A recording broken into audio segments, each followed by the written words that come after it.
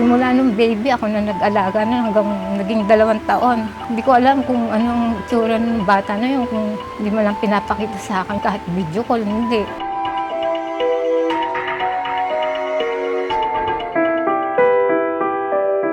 Anak, umuwi ka na rito. Kasi isang anak mo rito nangangailangan din ng kalinga ng isang ina.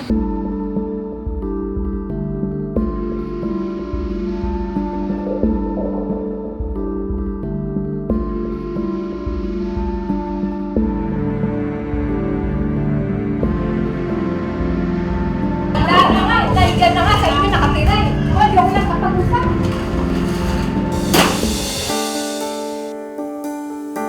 Magandang hapon po. Welcome po sa GMA Network.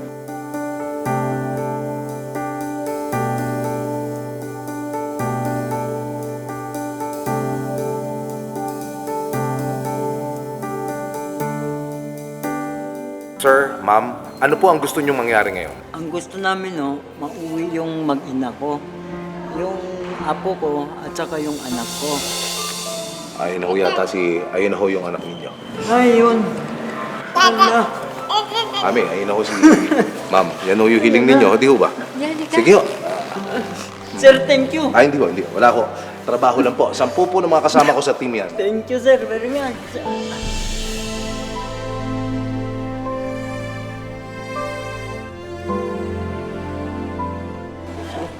Ay, nako. Kumusta na ikaw?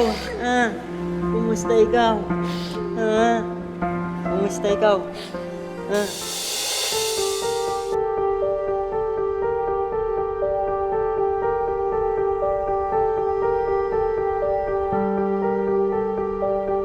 Pag hindi po kasal ang mag-partner, ang 7 years old below po ay napupunta po sa nanay.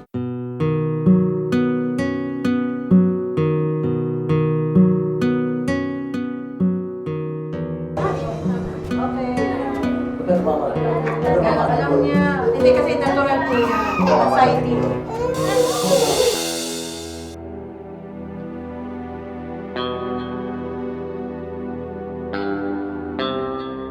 Mula nung kinuha nila, hindi na ako nakapag-anak buhay. Kasi nagkasakit nga ako. Biglaan, hindi ko rin alam eh. Kung bakit anong nangyari sa katawan ko. Alam nila yan, kinuha yung bata. Tapos nung mga ilang araw, parang ako nanghihina. Hindi ako makatulog.